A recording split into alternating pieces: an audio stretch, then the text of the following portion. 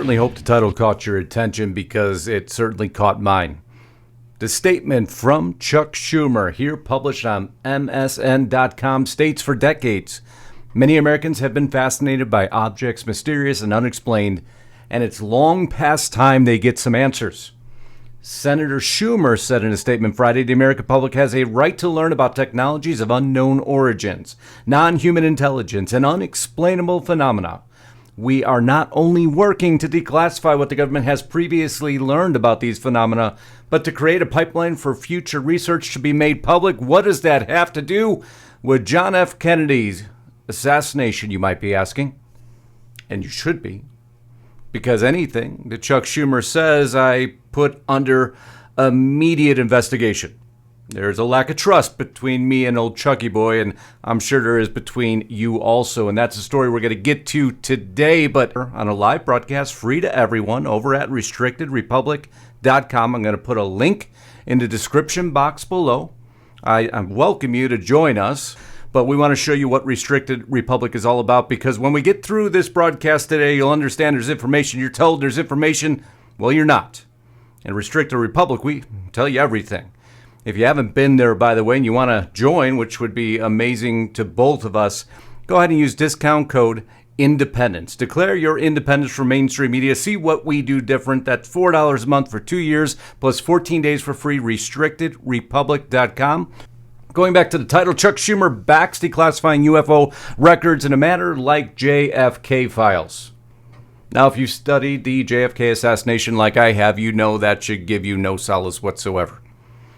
Senate Majority Leader Chucky Schumer is throwing his weight behind bipartisan legislation that would declassify government records related to so-called UFOs and unidentified anomalous phenomenon, he announced this week. This legislation would amend the National Defense Authorization Act and require the federal government to collect all records related to, we've heard this story, give us all the records, we'll go ahead and declassify it, nudge, nudge, wink, wink, know what I mean. The process is modeled, however, after the President John F. Kennedy Assassination Records Collection Act of 1992, and hence we have a major problem, don't we? Because what have they declassified? What haven't they declassified? So we'll just take that storyline from Chucky Schumer, and let's say we take it at face value. However, if I was to take it at face value, well, unfortunately, the information now doesn't line up, does it? News briefing on JFK researchers' lawsuit against Biden. Court challenges the legality of a CIA-authored transparency plan.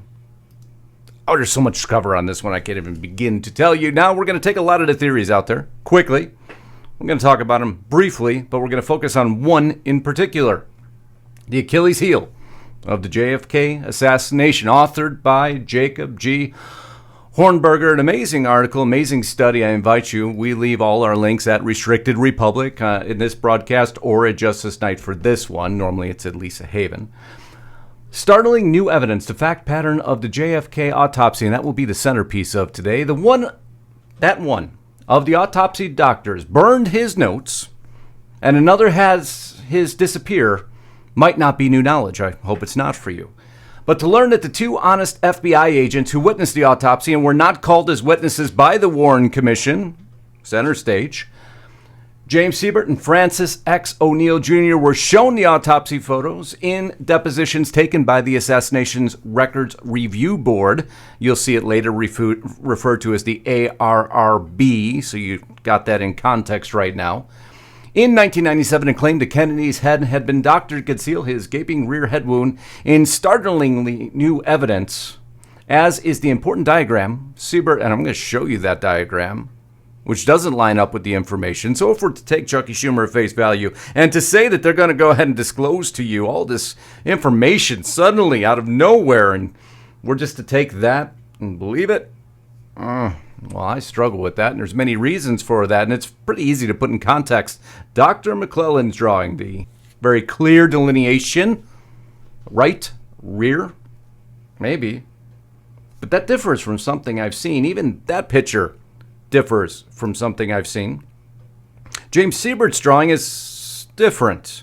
The FBI agent showing a wound directly in the back of the head. This all comes down to trajectory, of course. In disagreement with the observations of the Parkland doctors, where Kennedy's body was first taken, are the 26 people present at the autopsy.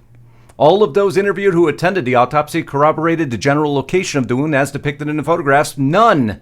The photographs, which unfortunately can't show you here, they're way too graphic, but I'll put a link to it so you can go ahead and check them out for yourself. I'm sure you've seen them. None had different accounts. Here's a table of people.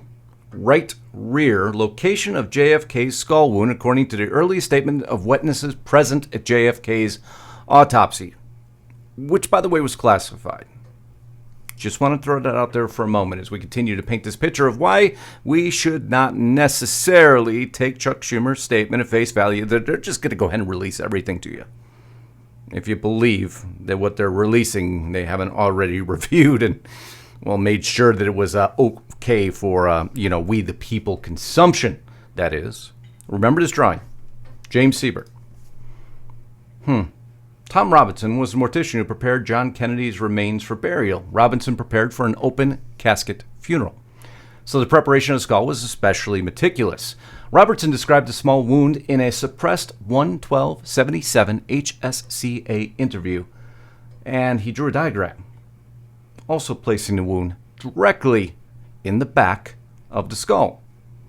Okay, maybe he drew it wrong. Maybe his memory wasn't so good, even though very similar to what we've seen drawn here by FBI agent Siebert, but I digress for a moment on what happened after the body was at Parkland, after Secret Service forced its way out of Parkland and took the president's body to Dallas's Love Field, where Lyndon Johnson just so happened to be standing by, was waiting for it. Johnson transported the body to Andrews Air Force Base in Maryland, where it was delivered into the hands of the military. Keep in mind something important. This was a murder case under Texas law. No federal agency, including the Pentagon, the CIA, the Secret Service, the FBI, or the Justice Department, had jurisdiction over this crime, but yet the body was moved. Nonetheless, the military, which by this time had become a dominant force in American life, took control over the autopsy. The ARRB, as I told you, you'd see it referred to later, discovered the existence of Navy Petty Officer named Sandra Spencer, who worked in the Navy's photographic lab in Washington, D.C. Remember, we're just painting this picture so we know if we can take Chucky Schumer's comments about going ahead and disclosing everything suddenly on alien tech at face value. Because to do that, we would have to take this analysis at face value.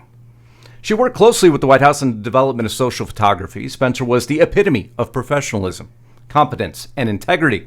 Jeremy Gunn, the general counsel for the ARRB, stated that of all the witnesses who came before the ARRB, Spencer was the most credible of them all. No one, either in or out of the military, ever questioned her professionalism, competency, and integrity. Spencer told the panel a remarkable story. She said that on the weekend of the assassination, she was asked to develop the photographs of Kennedy's autopsy. She was told that the operation was classified. She had to keep her secret for more than 30 years until the ARRB released her from her vow of secrecy. When the ARRB showed Spencer the official autopsy photograph showing the back of JFK's head to be intact, she stated that was not the autopsy photograph she developed. As a matter of fact, it turns out it wasn't even on the same paper she developed it with. The photograph she developed showed a massive hole in the back of JFK's head. That, of course, would imply, well, a different trajectory of the bullet. Man, wonder why there's so much conspiracy around this. As a matter of fact, here's a further diagram of what she says it looked like. Well, that is contrary to the photos that were shown, where the entrance wound, and I'll put or the exit wound, or entrance wound, or exit wound, see, Freudian slip, I guess, actually was over here. Much different than what you see on your screen. Sandra Spencer, a photographic technician who developed and printed JFK's autopsy images at the Naval Photographic Center in November of 1963, told the ARRB that she saw an image that revealed a hole in 1 to 2 inches in diameter in the backside of JFK's skull. She located the spot on a diagram of a human skull, marking a defect that is considerably larger than and well below the small spot interpreted by the other panel. Moreover, she said that the images she developed looked like nothing like what was in current inventory, but instead showed JFK's wounds all cleaned up. None of the heavy damage that showed in these National Archives photographs, the ones I can't show you because of the graphic nature of them. Moreover, the paper which the current photographs are printed on is not the paper that was used by her lab in 1963, a point on which she expresses confidence because she had kept in her personal possession and produced for the panel some of the distinctly different paper that was used at the time she printed JFK's autopsy images. Face value of what these reports tell you. Spencer's sworn testimony, however, wasn't just hers. It matched the statements of treating physicians and several other witnesses at the Parkland Hospital, a circular wound far in the back of his head. In interviews she held up to scrutiny, stating exactly the same, even under what wasn't probably very intense interrogation, but it all boils down to the trajectory of the bullet, the single shooter, the single magic bullet. Of course it does. But man, that story has fallen apart over the years, hasn't it?